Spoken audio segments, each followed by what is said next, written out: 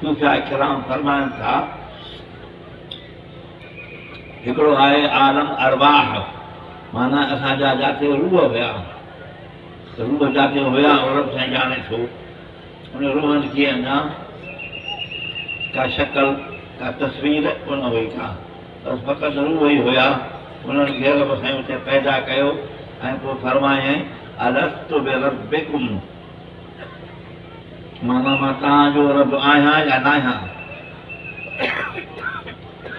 सभिनि चयो साईं कालू भला, हा साईं तूं असांजो रब, तूं असांजो ख़ालिक़ मालिक राज़िक़ सभु कुझु तूं। मुफ़स्सिर लिखनि था, कल मुफ़स्सिर लिखियो आहे त इहो जवाबु पहिरियों हुज़ूर अकरम सल्लल्लाहु अलैहि वसल्लम ॾिनो।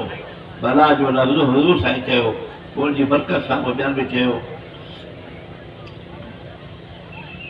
हिकिड़ो इहो थियो आलम अरबाह, ॿियो आहे आलम मब्दअ। आलम मब्दअ माना माउ जो पेट, अमड़ जो पेट जेको आहे उते असांजे रूहनि खे रब साईं जिस्म में विझो, रूह खे जिस्म में विझूं। जेको अबे अमां शादी कई, वरी उन्हनि जे सोबत करण खां पोइ उन्हनि जो ॿारु थियो पैदा, उन ॿार जी जेका शक्ल सूरत ठही, इन खे आलम मब्दअ जेको आहे।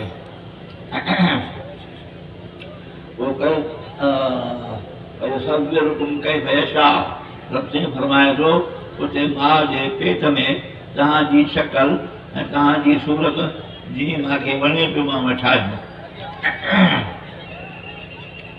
उन खां पोइ आहे आलम दुनिया जो, हिनखे दारुल इम्तिहान बि चवंदा आहिनि, यानी इम्तिहान जो घरु। ऐं दुनिया में रब साईं सभिनी खे मोकिले ऐं हिते रब साईं इम्तिहान थो वठे त इंसानु कहिड़े पासे वञे थो। रस्ता आहिनि रब साईं ठाहिया, فألهمها فجورها وتقواها قد أفلح من زكاها وقد خاب من دساها। हिकिड़ो आहे ख़ैर जो रस्तो, ॿियो आहे शर ऐं बुराई जो रस्तो। इहे ॿ रस्ता आहिनि, रब साईं इंसान खे इख़्तियार ॾिनो, हाणे जहिड़े रस्ते ते तूं हले। जे ख़ैर जे रस्ते ते हलंदे असां तुंहिंजी मदद कंदासीं, जेकॾहिं शर जे रस्ते ते वेंदे त पोइ तूं शैतान जे हवाले। इन आलम मब्दअ खां पोइ आहे आलम बरज़ख जो, क़बर जो जहान, जो क़बर में इंसान खे दफ़न कयो वेंदो आहे। इहो आहे आलम बरज़ख जो। इन आलम बरज़ख में इंसान जो कुझु इम्तिहान वरितो वेंदो आहे। फ़रिश्ता ईंदा आहिनि न, मुनकिर ऐं नकीर। उहो फ़रिश्तो हिकिड़ो चवंदो आहे मर रबुक, तुंहिंजो रब केरु आहे। जेकॾहिं मुस्लमान हूंदो आहे त उहो चवंदो आहे त मुंहिंजो रब अलाह आहे, ऐं जेकॾहिं काफ़िर हूंदो आहे त उहो कंदो हाय है, कुझु लफ़्ज़ न चई सघंदो आहे। ॿिए नंबर में सुवालु इहो थींदो त हिन नबीअ पाक सल्लल्लाहु जे बारे में तुंहिंजो कहिड़ो अक़ीदो आहे। पोइ उहो जेकॾहिं मुस्लमान हूंदो आहे त चवंदो आहे त इहो असांजो नबी, इहो असांजो पैगम्बर, इहो असांजो हिदायत करण वारो आहे। जेकॾहिं काफ़िर हूंदो त उहो सही जवाबु न ॾेई सघंदो आहे।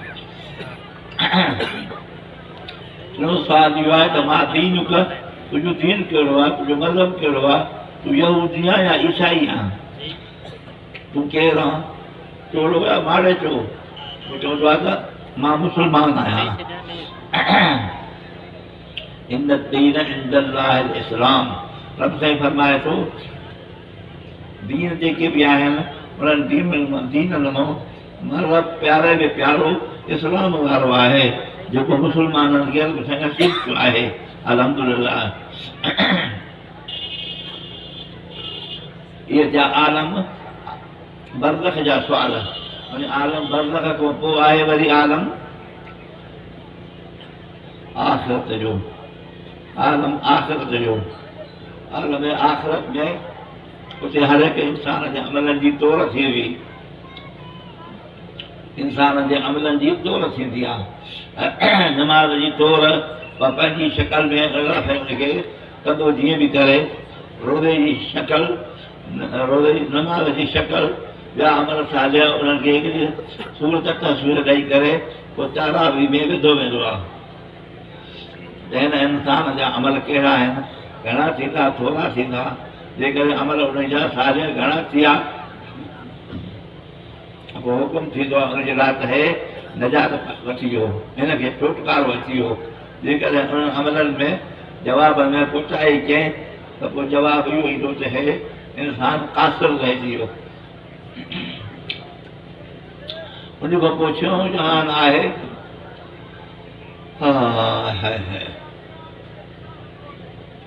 आलम मआद, मआद आइन सां माना इंसान जे औज जी जाइ, फिरण जी जाइ, उहा किथे आहे?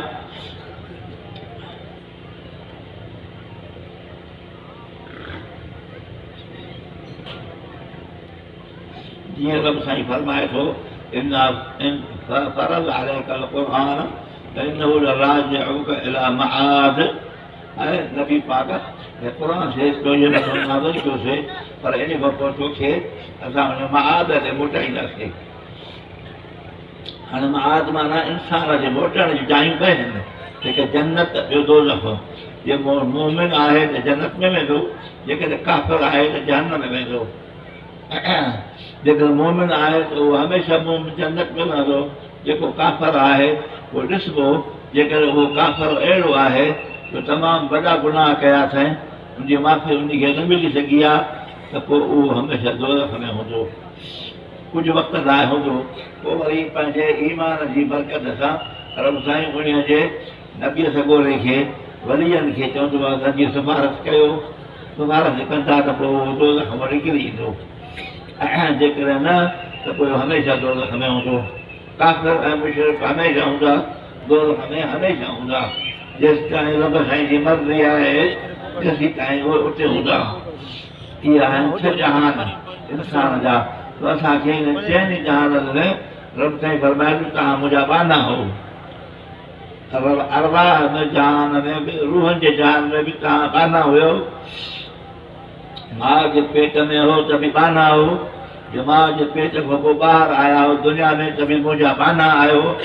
जेकॾहिं वरी पोइ क़बर में विया हो त बि मुंहिंजा बाना हो।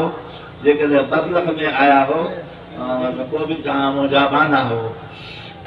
आख़िरत में आया हो त बि तव्हां मुंहिंजा बाना हो। जे जन्नत में जन्नती विया उहे बि मुंहिंजा बाना, जेके जहन्नमी जहन्नम में विया उहे बि मुंहिंजा बाना। किसो ख़तमु सो आहे। मक़सदु इहो आहे त इंसानु पंहिंजो हिते रब साईं खे यादि करे ऐं ईअं सम्झे त मां रब साईं जो बानो आहियां। तोड़े खणी जहिड़ो बि उहिदो हुजे, जहिड़ी बि मंज़िल हुजे इंसान जी, आख़िर इंसानु बानो आहे रब साईं जो। रब साईं जे हुकुम खां ॿाहिरि न वेंदो। रब साईं जा हुकुम काम उन इंसान जे मथां लागू थींदा। दुआ आहे त रब साईं तमामु असांखे दुनिया जे जहान में पंहिंजे इम्तिहान में कामयाबु करे, आख़िरत में भी कामयाब करे। व आखिर दावाना अनिल हम्दुलिल्लाहि रब्बिल आलमीन।